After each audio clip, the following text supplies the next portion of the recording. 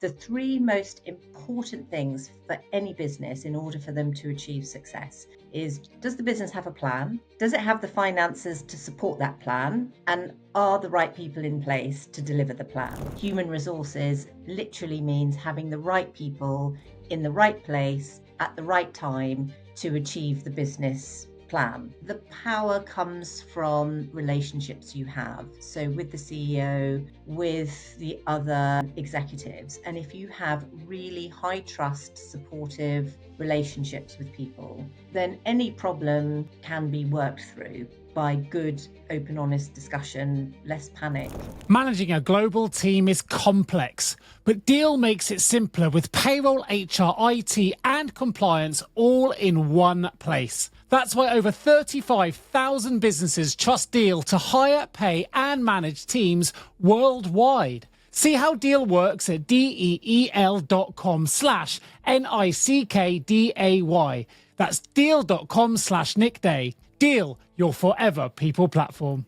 Hello and welcome back to the HR L&D Podcast. I'm your host. My name is Nick Day. I'm the CEO at JGA Recruitment Group. We're specialist HR recruiters. And if you're new to this show, welcome.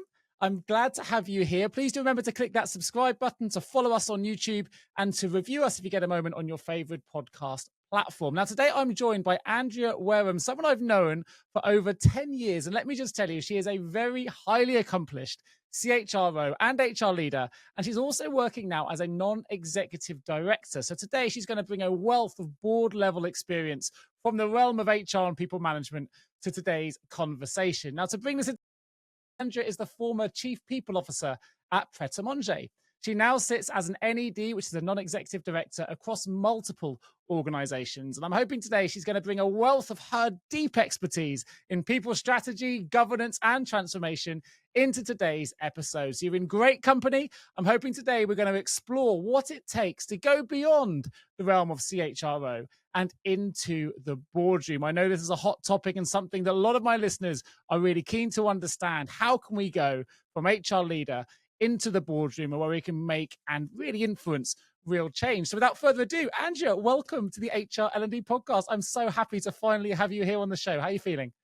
I'm feeling excited to be here. Thank you, Nick, for the invitation. But after that amazing introduction, I feel a certain amount of pressure, I can't lie. No pressure. I feel very privileged because for those not who wouldn't necessarily know our partnership, but we've known each other for a long time, and I've been able to witness some of the journey, some of the transformational things that have happened under your leadership as an HR leader at a great brand like Pret A Manger. So I'm really excited. I know there's a wealth of information and expertise we can share with our listeners today. But before we jump into that, let me ask my first question. You probably know what's coming. It's this: what do the words human resources mean to you? Well, I was prepared for that one. Thank you, Nick. You know me, as you said, we've gone back a long time, and I'm a very practical person. So for me, human resources literally means having the right people in the right place at the right time to achieve the business plan. And underneath that is obviously a huge range of different elements, from recruiting to welfare and happiness and engagement and capabilities and all the stuff us HR types focus on and care about. But really, at the end of the day, it's all about having the right people in the right place at the right time, doing the right things for the business. A big, massive jigsaw puzzle. Absolutely. I love that. Where do you sit on I guess there's a bit of a debate sometimes going on as to whether HR is an old term, whether we need to evolve into the world of people. We're seeing chief people officers come more into the fore now, but of course CHRO still exists as well. Do you have an opinion? Do you have a view on whether we need to evolve and move away from human resources and into people as a regular term, or what are your thoughts? I mean, I've always favoured the people term. I just think it's a bit softer. And in a business, you often have, let's take Pret as an example, because obviously I know it well. You know, you have food teams, you have property teams, you have finance teams, and people team as a label just sort of sits quite neatly with that. Human resources sounds quite corporate and a bit analytical, which of course it is, but really it is all about people. So yes, I mean, I was chief people officer. We had a people team. We had people business partners. I think that's a favoured approach of mine. It's one of the things I always love working with Pret. It was so people orientated, one of the most people orientated businesses I've ever had the pleasure of working with. And I think that still exists today as it goes forward as well. And of course, as a recruiter, I've worked with multiple clients across different sectors and different global locations. But right to the point where actually, even as recruiters, we were invited to come into Pret and work in the stores and get a real feel for what it's like to be on the shop floor as well. And I think the reason I bring this to the fore is one of the regular questions I get is, how can if I'm working in HR, I'm working in people management, how can the experience that I've gained, I guess, translate into valuable expertise that can really have a difference at the boardroom? So why would that background in HR people management, how can that help serve some of the people that listen to this show as they look to take those next steps?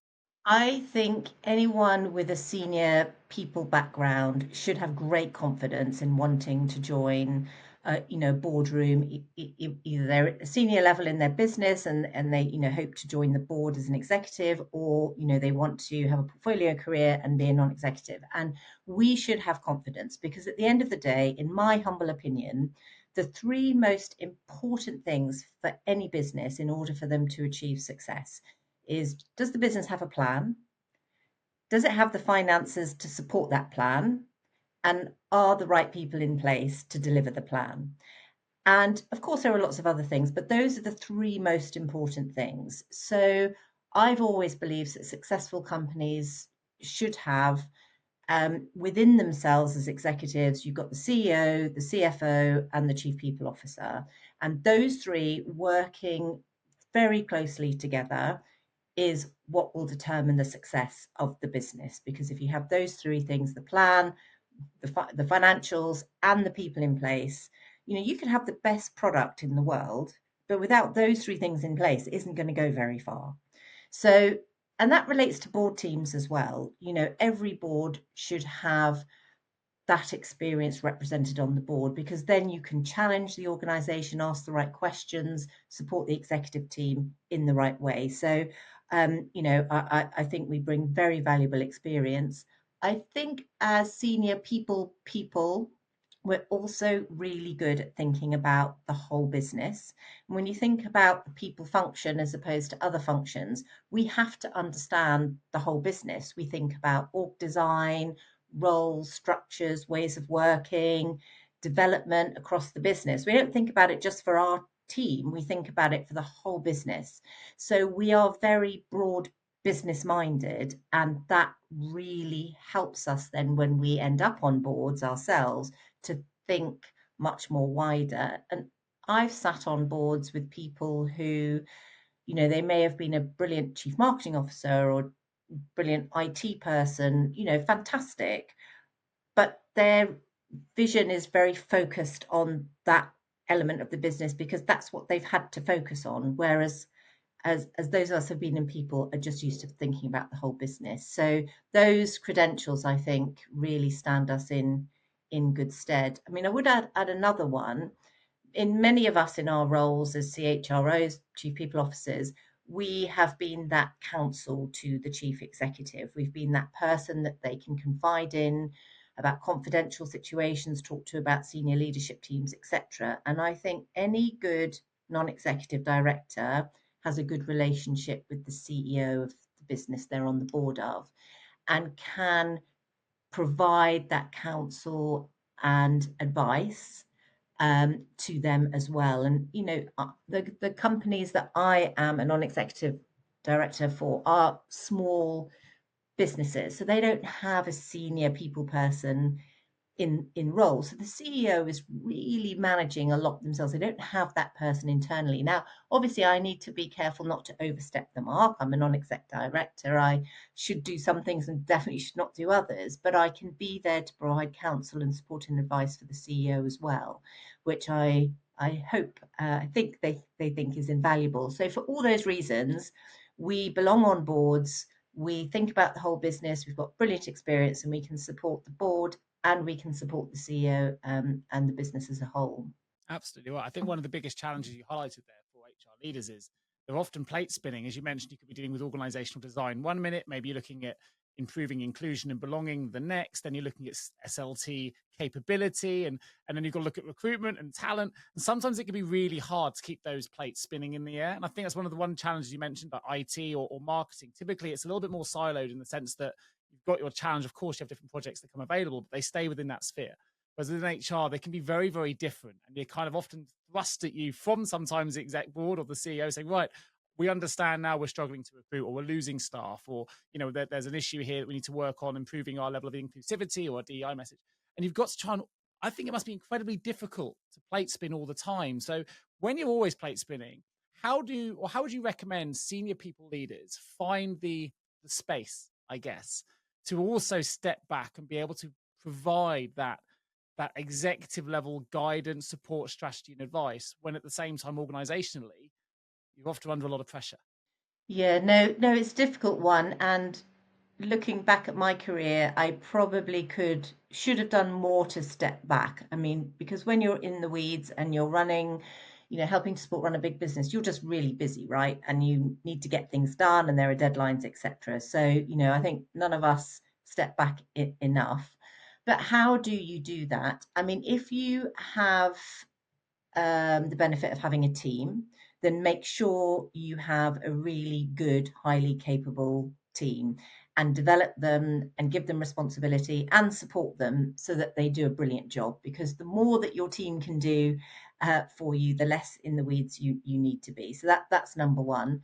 I think secondly, the power comes from relationships you have. So with the CEO, with the other executives. And if you have really high trust, supportive relationships with people, then any problem can be worked through by good, open, honest discussion, less panic, etc. So I think that's really important.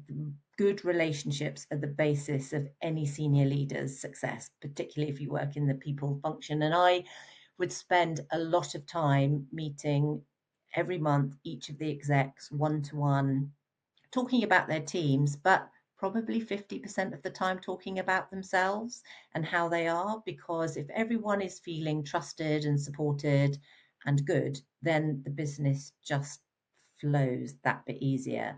And of course, problems arise, but you tend to spot them a bit earlier as well. And then the third thing I say is just one of my few strengths is I'm just really well organized. And I think you just have to be really on top of it. Endless lists and good diary management and building in capacity into your diary is just really important wherever possible. I think one of the things I loved about that response, you used the word trust. And we've had Stephen Covey on the show a couple of times, and he wrote the books Trust and Inspire.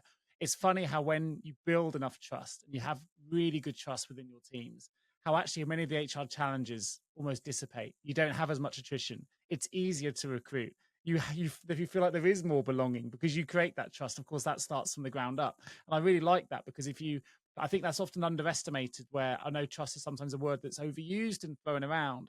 But if you can really build that culture, actually it makes it much easier to keep those plates spinning in the air. And I know that's something that Pret did remarkably well in some of the projects you moved through. But equally, as you're moving up through the I guess, hierarchical structures of HR teams to become a chief people officer, chief HR officer, you also become more of a public figure.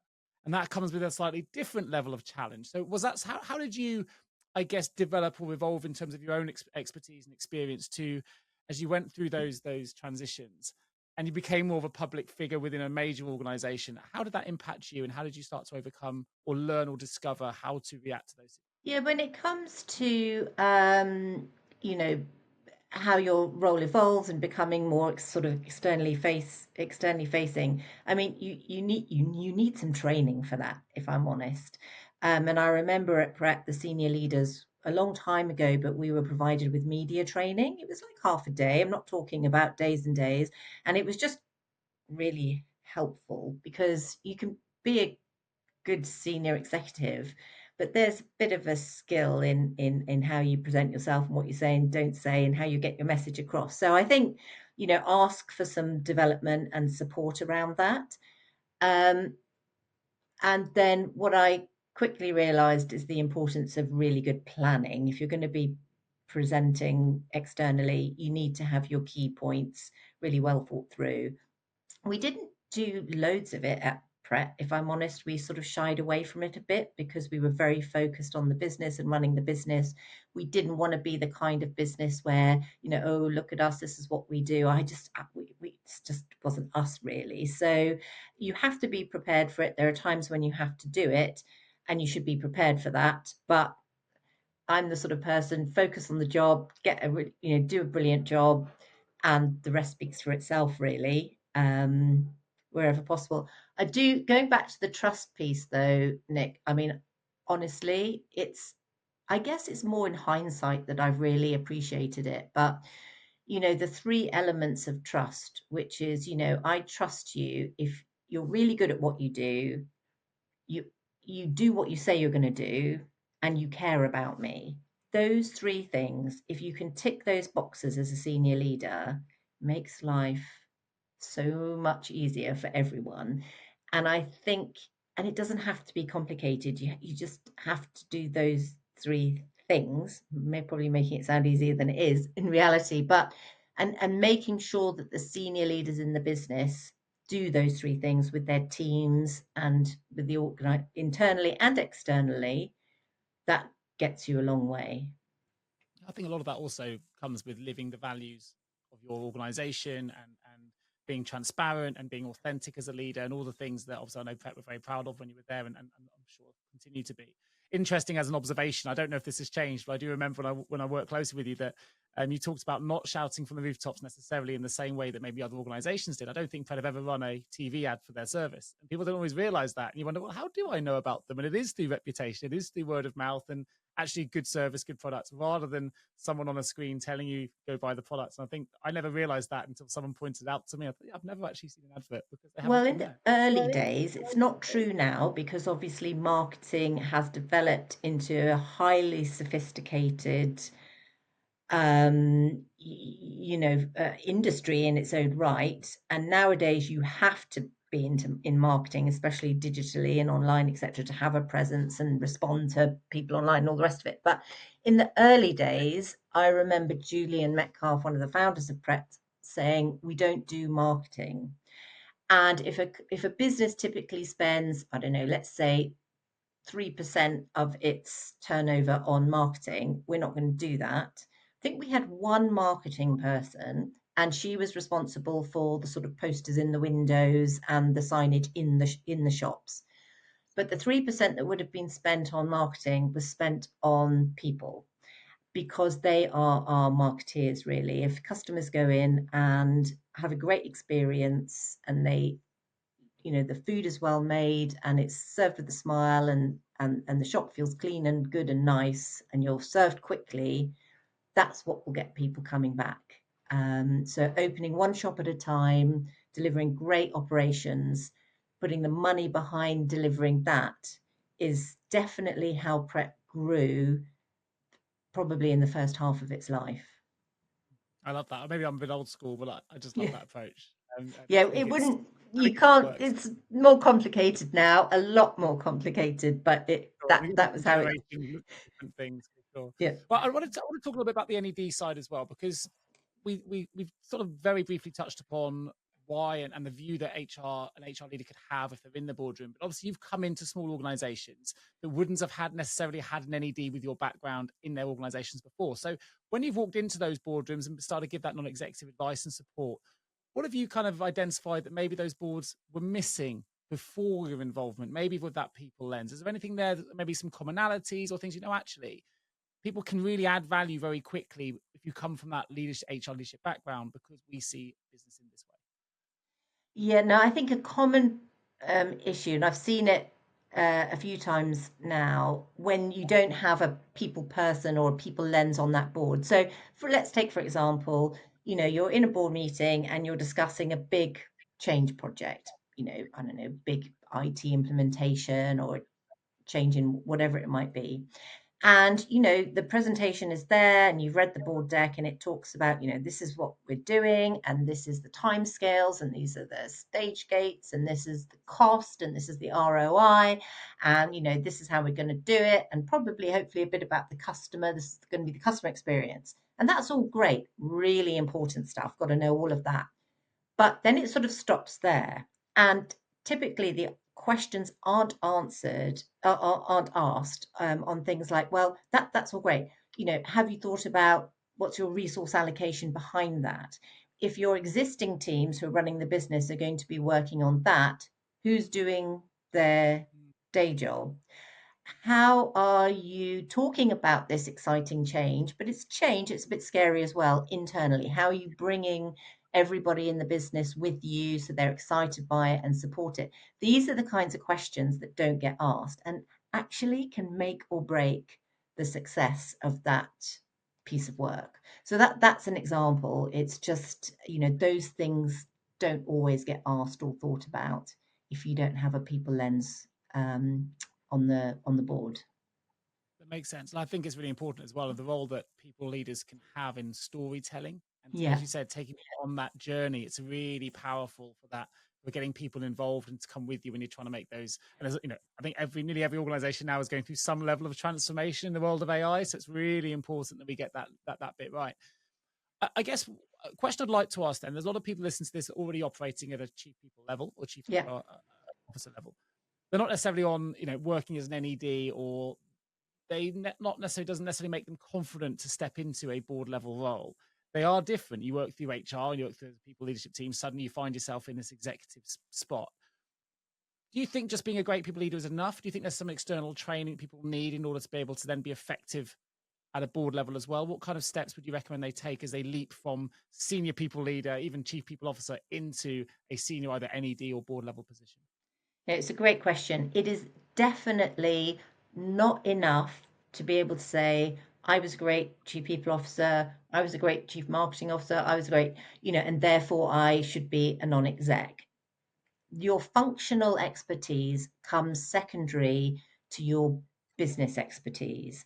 So, in order to be an ed from whatever profession you're in, function you're from, you know, requires you to have experience of being on a board, contributing to it, adding value, and being able to tell the story, going back to storytelling, of how you supported a business to have a strategy and deliver that strategy and that plan. So your function comes secondary to that. You have to show your experience on a board across the business and how you've helped business to successfully grow and develop or achieve whatever it's trying to achieve. So that's really, really important. And when you come to wanting to be a non-exec, you need to, it's sort of quite hard because you've sort of got to have some, well, you've definitely got to have some board experience, which you probably have as a chief people officer. Hopefully you've attended board meetings or you've been on the board in your executive role. So that's the first step. You should definitely try and get as much of that as possible. I know on some boards a chief people officer attends or doesn't, but try and get as much of that as possible. You sort of, you know, a lot of people, they take on a trustee role or a non-exec for a charity role and get experience that way. That's a really good thing to do. But you've got to be able to talk about how you've worked on a board, and it's often quite hard to get the first one. So trustee, you know, supporting an academy on their board or, you know, whatever is a good step in. But yes, your functional experience is definitely not enough. You've got to show this board experience, and you have to have a non-exec CV. So you don't have your executive CV. You have to create a non-executive CV which talks about your board experience.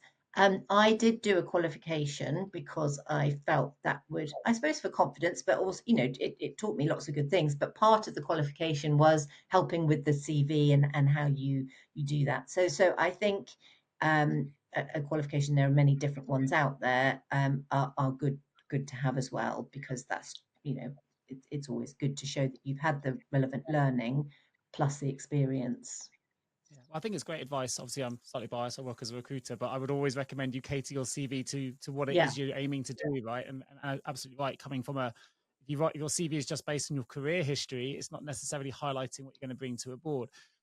I think one thing that I'm taking away at the moment and what I'm learning, and correct me if I'm wrong here, you mentioned the word earlier, humble, in my humble opinion. I think on a board, if you're coming as NED, you probably have to be a little bit humble coming in, and there's that element where you need to be able to really listen. But of course, if we listen too much, then we're not there. We're also there to give guidance. So what have been your biggest learnings? How have you managed to find that balance between listening and understanding the culture of an organization, particularly when you're an NED of not just one, but a few organizations? Must be really challenging, but also have the power and that ability to also give it an opinion when necessary.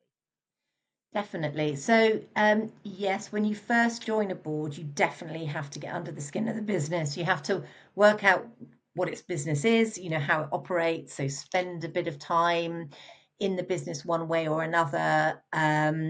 Experience it as a customer if that's possible. One of the businesses I'm a non-exec for is a boutique fitness studio, and it offers spin classes and reformer classes. So I started doing those, which was very difficult at first, but I love now. So you have to go for it. You have to understand the business as a customer, and you have to try and get to know some key people in the business and how it operates. So that's really important. It's quite challenging when you first become a non-exec, especially if you're used to a highly operational role. It's hard not to get too stuck in. You sort of see things and you just know you can help them. You just know you could do that for them. And you have to remind yourself that's not what you're there to do. And I remember the analogy of you're no longer in the swimming pool, but you're the lifeguard on the side. And so you do have to really work out how to support without doing the work for somebody, especially if you could do it really quickly for them and it would be helpful. So you have to hold yourself back. You have to be a sponge. You have to learn about the business. You have to listen to what the people are saying, read as much information as you can, spend time with the CEO. It's also quite good if there's someone, apart from the CEO, another executive or senior leader that you can sort of link with. Obviously, I would link with the people, the most senior people person in the business, and ask them questions. So get to know, listen, try not to do too much. That's not really your role. And then go prepared to the board meetings. Obviously, you're going to read the information, but use your gut, use your experience to ask questions. It is all about asking the right kind of challenging questions. Not assuming that people haven't thought about this or that, but asking, have you thought about this? What are your thoughts on it?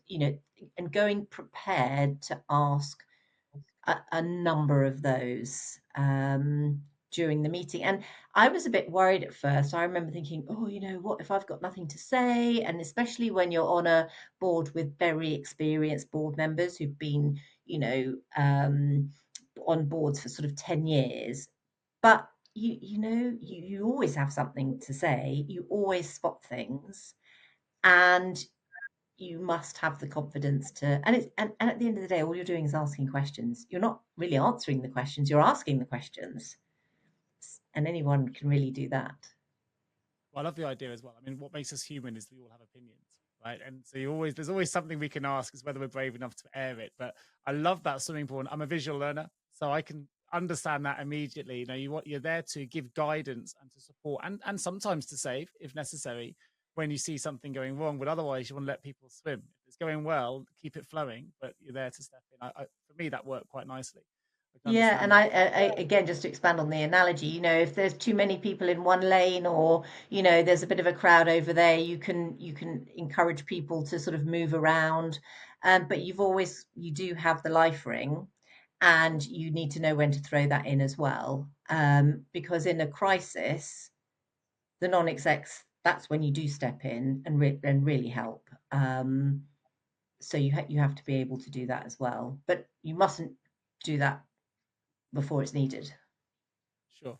One thing I wanted to ask, obviously working as a coach, I'm a big believer in understanding the why and our purpose. And a lot of senior HR leaders will often get to the top of their profession, and it doesn't always feel exactly like they thought it would feel. They've been working towards this goal as they came out of doing maybe their CIPD qualification. They started as an HR officer. They've worked through the ranks 15, 20 years on. They've made it to chief people officer or CHRO. Maybe they've got themselves a place on the board. And for whatever reason, it just feels different. it can feel sometimes empty. It can feel a little bit not how we thought it would in our minds. So we constantly have to reinvent ourselves, I guess, as humans. And yet, non-executive director roles are really popular. People are really keen to get into this kind of work. So it also must be incredibly rewarding, despite the challenges and sometimes the feeling of maybe anxiety of not knowing what we could say. So for somebody who's working in that role, what are some of the rewards that you've discovered, and what are the things that keep you wanting to come back and support more organizations with your knowledge and your expertise? HR leaders. I'm Nick Day, host of this podcast, but also founder of JGA Recruitment Group. And here's what I hear every week from top HR leaders. They say, Nick, we can't find the talent. It's our biggest challenge. And when we do, we can't retain them. Well, that's where we come in. At JGA, we specialize in HR recruitment and only HR recruitment. From executive search assignments placing CHROs, to contingency hires finding HR pros, to global HR transformational contract placements, and every people role in between. Across every vertical and at every single level, we know where the top people are, what motivates them, and most importantly, how to get them excited about your opportunity, even if they're not actively looking. With engagement rates over 90%, we don't rely on job boards. We rely on relationships. We place fast, we place right, and we do it in a way that reflects your brand, your values, and your goals. So if you're building a strategic HR function, please don't leave it to chance. Visit jjrecruitment.com or reach out to me directly, and let's build the future of work together. I mean, I've just found it highly rewarding because, as an experienced chief people officer, you've done the work, but you don't have to do all the work anymore. You're lifting yourself out of that, and you are able to provide really good experience and guidance to people who appreciate it, which is really, really nice, actually. And, it's not about doing 100 things, it's about doing a few things really well. That's incredibly rewarding. I think I'm on great boards, so they are appreciative, and I have good relationships. Going back to the relationship piece, so it feels good.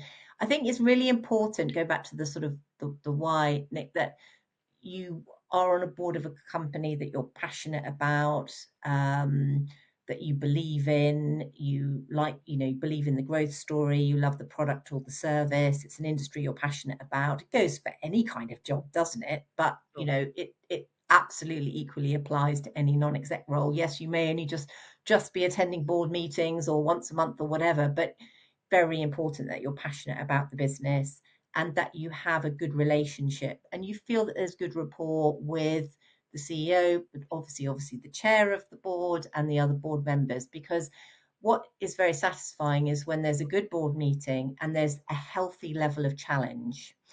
I've been in board meetings in previous lives where there just isn't that challenge, and it feels like the board is a bit of a tick box exercise and all the decisions have been made, and then you sort of think, well, what value am I really adding? You want the kind of board where you can challenge, where you're respected, everybody's respected, you can have a healthy debate. It's not just a lot of nodding dogs. There's a healthy debate, which ends in really good feedback or very thought-provoking ways forward for the executive team. That's when it's enjoyable. So making sure before you join a board that you've done your research on the business, you love what it does, you're passionate about it, you want to spend time with it, and there's this good rapport with the other people in the boardroom, then that's very satisfying. And it's just really, really good. So many of us, we spend our lives, working really hard, going up the ladder, as you've described, getting the job done. And I think you take for granted how much you actually know or have experienced.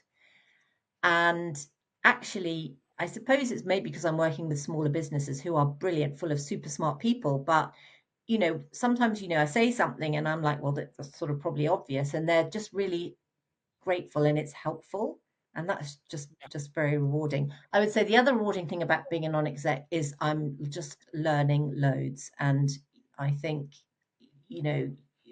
when I sort of retired from my executive life, I was worried about getting bored or not challenged.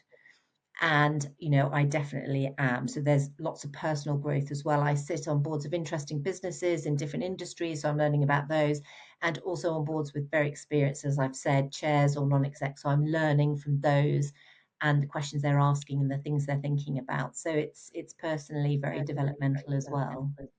Yeah, I can certainly understand and see why it must be. I think you mentioned as well, sometimes operationally we're so head down when we're in the role, we're in the weeds, as you mentioned earlier.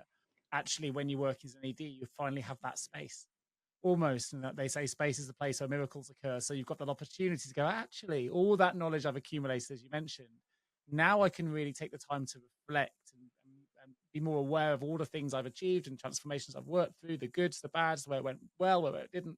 And we can bring that back to the fore with the space to find it and allocate it where it has relevance, I guess.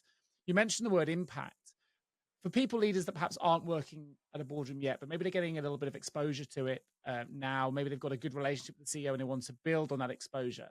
What are the key things that you would recommend they started to influence, particularly in relation to people's strategy or governance? Maybe it's culture, risk, success, ESG. I'm not too sure, but is there a particular place you would get them to start? I think, first of all, making sure they have those really strong relationships, as I've said before, with the CEO, with other executives, whether or not, however much of the board meetings they attend, but the basis for everything is good, strong relationships.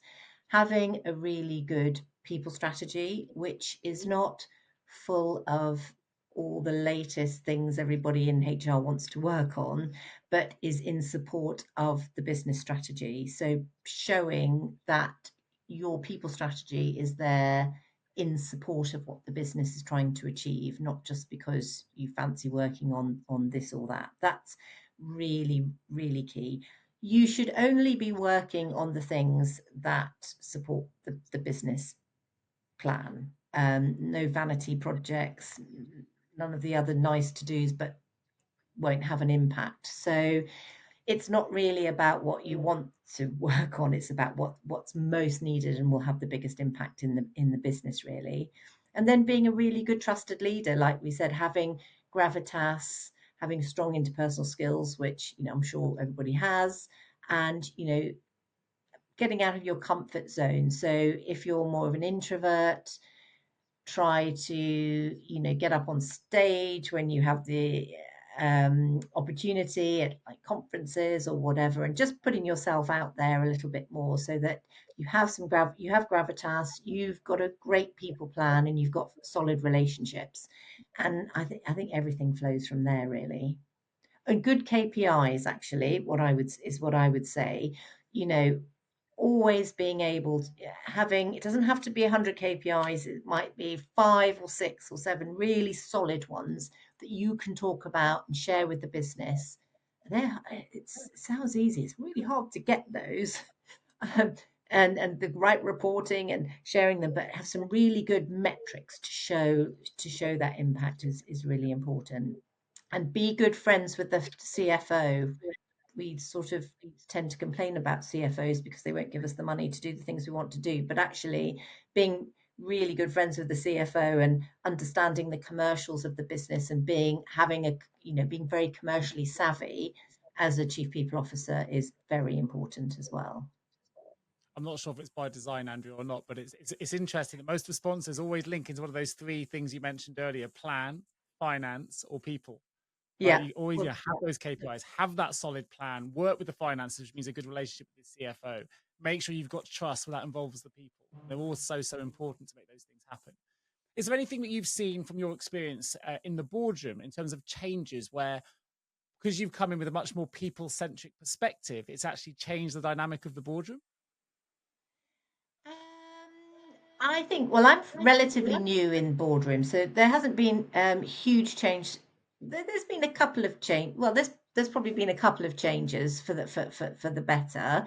I think though that now I'm on the board, when we talk about having new non-execs joining where there's an opportunity, I'm able to influence the fact that we need diversity. And I'm not necessarily talking about, male, female, etc. Although, of course, that's very important, but diversity of thinking and diversity of experience on around the board table. So we have had a couple of new non-execs on one board I'm on, and we've made sure that they bring to the table different experience than what's already there. So, sometimes it's easy to sort of go out and find people that you already know, or that, but unless they fill a gap, they shouldn't be on that board.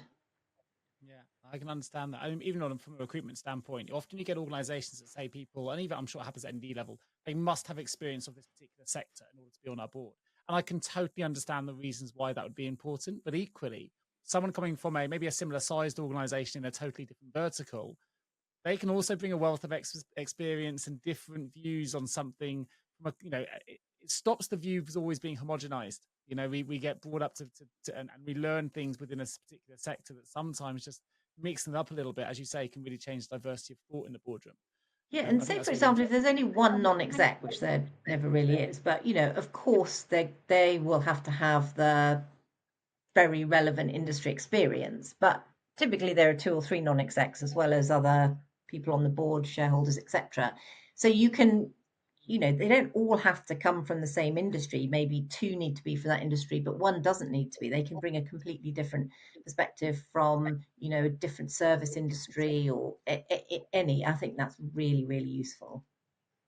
For sure. Well, what about the aspiring NEDs? Maybe that people have just got their first NED ship, which is fantastic. What would be your kind of top tips for them if they wanted to really excel in their role from your own learnings, maybe? And obviously, as you've developed across multiple organizations, I'm sure your own approach has probably shifted slightly. What would be your top tips?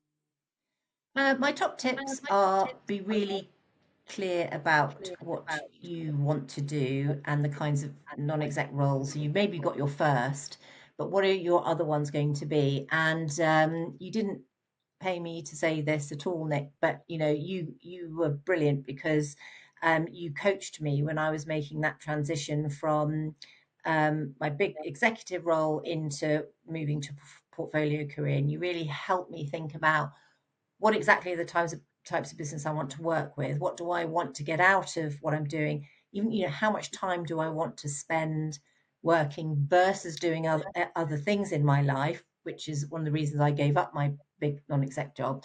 So, really being clear about what you want to do and not panicking and rushing just to the first thing that gets offered you because you're worried that there aren't any opportunities. You gave me that advice, and you sort of never believe it at the time, and you get a bit like, oh, maybe I'll never get a second role or whatever. But they do come, and then it's a bit like a snowball effect. So having confidence, really being as clear as you possibly can about how much you want to work for, what kinds of businesses, what where you can add value. That just helps enormously.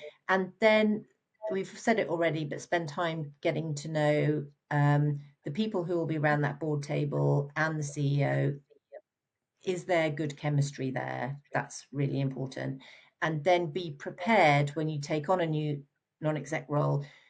Make sure you've got time to really get to know that business. So it's quite labor intensive in the first 3 months, I'd say, more than the board meeting and everything. You need to dedicate some time to get to understand the business. Otherwise, you'll just always struggle to make useful challenges and ask the right questions in those board meetings.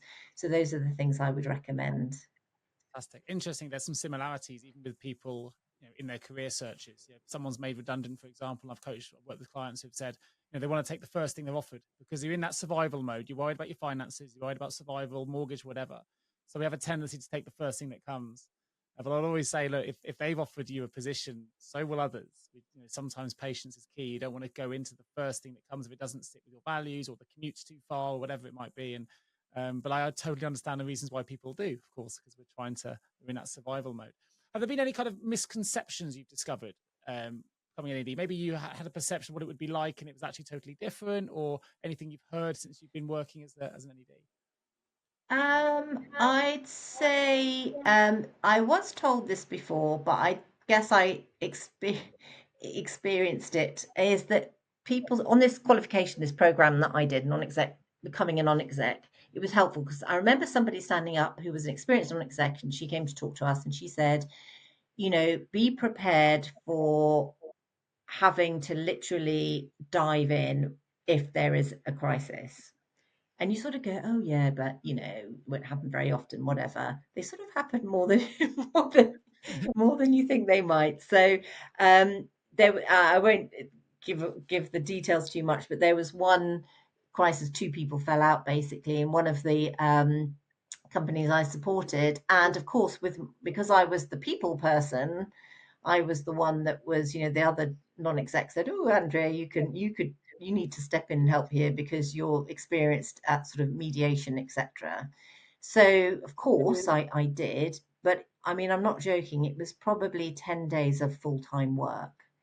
And it was a week, 7 of those days I was on holiday. So you sort of leave your executive job thinking, oh, I won't have to work as hard and, we'll have plenty of time.